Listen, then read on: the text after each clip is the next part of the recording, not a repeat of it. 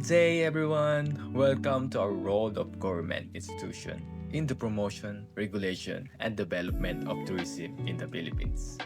For this presentation, we will focus on the Department of Tourism, or DOT, its governance role and its policy direction.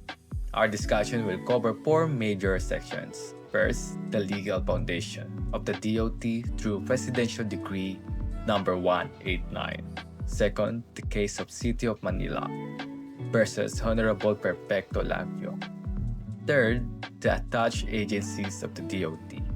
And finally, the overall challenges and importance of this department in shaping Philippine tourism today.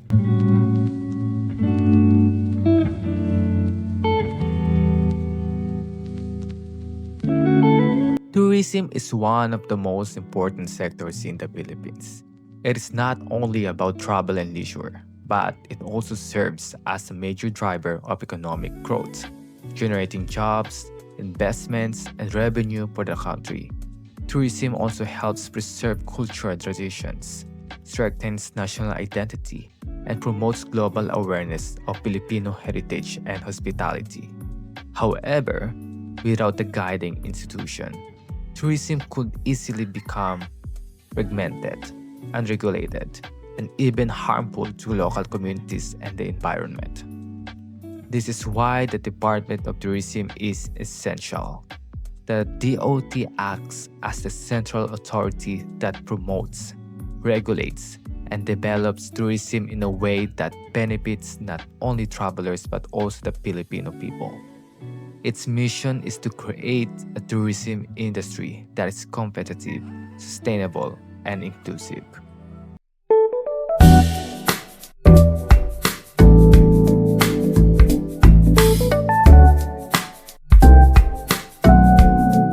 The Department of Tourism was formally established under Presidential Decree number 189, which was issued in 1973 during the administration of President Ferdinand Marcos. This decree reorganized tourism governance and gave the DOT its core mandate. Under PD 189, the DOT was given three major functions. The first function is policy and directions. This means that the DOT is tasked to craft policies, create national plans, and set long-term strategies that shape the direction of Philippine tourism. For example, the DOT decides how the country is branded and promoted internationally, such as through campaigns like It's More Fun in the Philippines and Love the Philippines. Without a central agency providing this policy direction, different regions might market themselves inconsistently, confusing tourists and weakening the national image. The second function is supervision. This gives the DOT authority to regulate tourism-related enterprises and establishments, ensuring that they comply with national standards. Hotels, resorts, travel agencies, tour operators, and even individual tour guides are required to meet quality and safety standards that align with DOT policies. This supervision protects both the tourists who are assured of safe and quality services and the businesses which gain credibility by being DOT accredited. The third function is coordination. Tourism involves multiple stakeholders, including local government units, private enterprises, communities, and even international organizations. The DOT's role is to coordinate these efforts so that they align with national goals. For instance, while local governments can develop their own tourism projects, the DOT ensures that these projects remain consistent with the overall national tourism plan. This prevents duplication of work, conflicting policies, or unsustainable practices. In short, Presidential Decree 189 placed the DOT at the center of the Philippine tourism governance, empowering it to provide leadership, enforce standards, and unite the efforts of all stakeholders.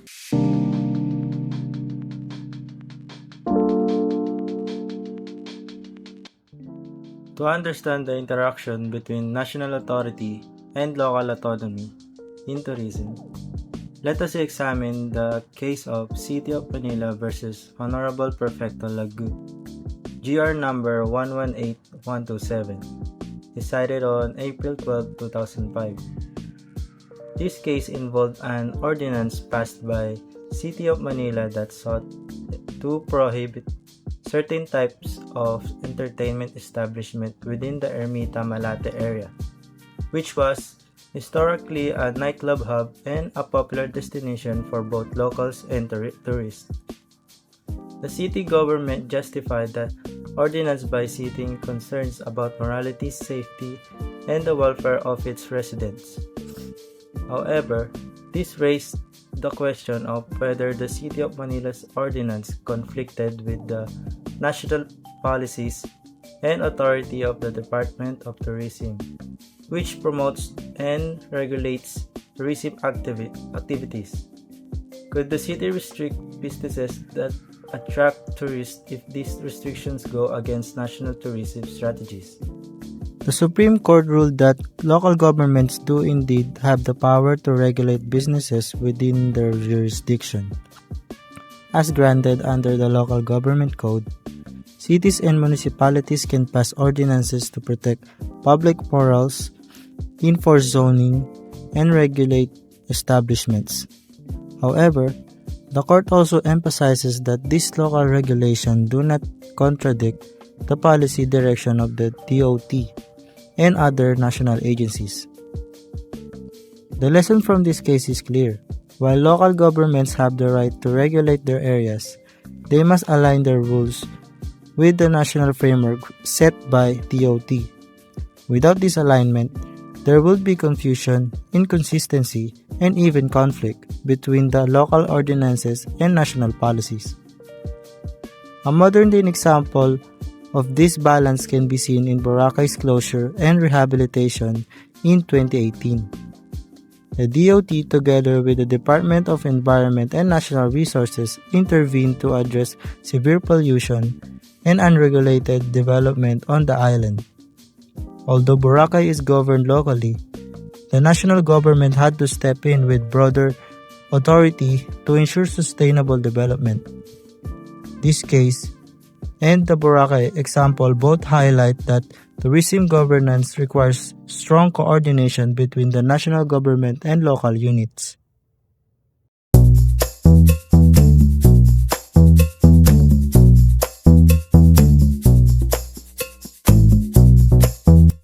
Attached agency of DOT, the Department of Tourism also carries out its function through a several attached agency, each with specific mandates that support Philippines tourism. So let us examine this agency in details.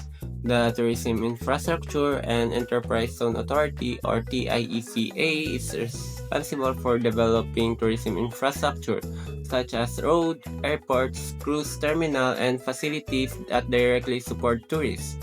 The IECA also manages tourism enterprise zones, which are designated that offer tax incentives and investment opportunities to attract private developers.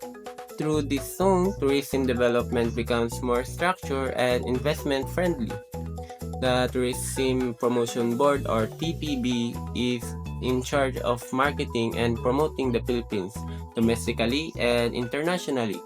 It organizes international trade shows, media campaign, and promotional events that highlights the country's destination. Whenever you see campaign abroad that markets the Philippines as a tropical paradise, that is work of TPB. The Intramuros Administration, or IA, manage and preserve the historic walled city of Intramuros in Manila. Intramuros is one of the most significant cultural heritage sites in the country. Representing centuries of history, the IA ensured that restoration and development projects in Intramuros maintain its historic character while adapting to modern tourism needs. The Duty Free Philippine Corporation, or DFPC, operates duty-free retail outlets that cater to international travelers. The outlets not only provide shopping opportunities for tourists, but also generate significant revenue that support tourism programs. The Philippine Retirement Authority or PRA promotes the Philippines as an attractive destination for foreign retirees. By inviting retirees to live in the Philippines, the PRA encouraged long-term investment in housing, healthcare, and local communities, turning tourism into a source of sustainable development. Finally, the Philippine Commission on Sports Scuba Diving or PCSSD regulates scuba diving activities in the Philippines, with the countries being home to some of the richest marine biodiversity in the world. This agency ensures safety, professional standard, and environmental protection while promoting the Philippines as a global diving hub. Together, this attached agency extend the DOT reach, ensuring that every area of tourism from infrastructure and marketing to heritage and specialized activity is managed effectively. Honey, I told you Beyond its illegal mandate and attached agencies, the DOT actively shapes tourism through real-world programs and responses. One of the most significant examples is the Boracay rehabilitation. When the island suffered from pollution and overdevelopment, the DOT, together with other agencies, made the difficult decision to close it temporarily. This was not just a short-term fix, but a statement that sustainability must come first in tourism. Another example is the DOT's role during the COVID-19 pandemic. With global travel restrictions in place, the tourism sector was among the hardest hit. The DOT responded by promoting domestic tourism, creating health and safety protocols, and supporting affected businesses through training and recovery programs. Campaigns such as Wake Up in the Philippines encouraged optimism and future travel even while restrictions were in place. The DOT also continues to promote the country internationally through campaigns like It's More Fun in the Philippines and its successor Love the Philippines. These slogans are more than just advertisements. They reflect the DOT's effort to unify the national tourism brand and showcase both natural beauty and Filipino hospitality to the world.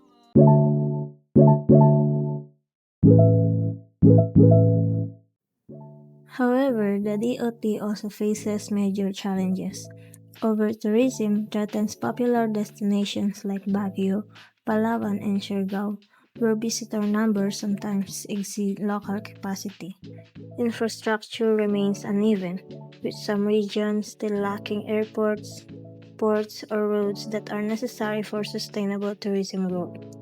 Climate change adds further risk as stronger typhoons and rising sea levels endanger coastal destinations. Another challenge is inclusivity. While urban centers and well-known islands benefit from tourism, less developed regions often remain on the margins. The DOT must ensure that tourism's benefits are distributed fairly so that local communities, indigenous groups, and rural areas also gain from tourism growth.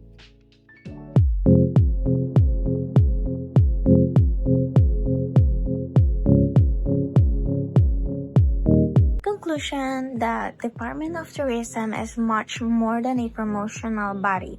It is a central government institution that provides direction, enforces standards, coordinates stakeholders, and ensures sustainability in Philippine tourism. Presidential Decree 189 gave it the authority to lead the sector. The City of Manila v. Lagio case showed the balance between national and local power. The attached agencies support every aspect of tourism, from infrastructure and marketing to heritage and scuba diving. Real-world examples such as the Boracay rehabilitation and the COVID-19 response demonstrate how the DOT adapts to challenge just while promoting accountability and sustainability. Tourism is one of the Philippines' greatest strengths, but also one of its most vulnerable industries. The DOT's leadership is crucial in guiding the industry not just toward growth, but toward resilience, inclusivity, and long-term sustainability. As future tourism professionals, we must understand the role of the DOT and appreciate how governance and policy shape the industry we will soon be part of. By supporting government efforts, respecting regulations, and practicing responsible tourism, we can contribute to a tourism industry that benefits not just travelers, but the entire nation.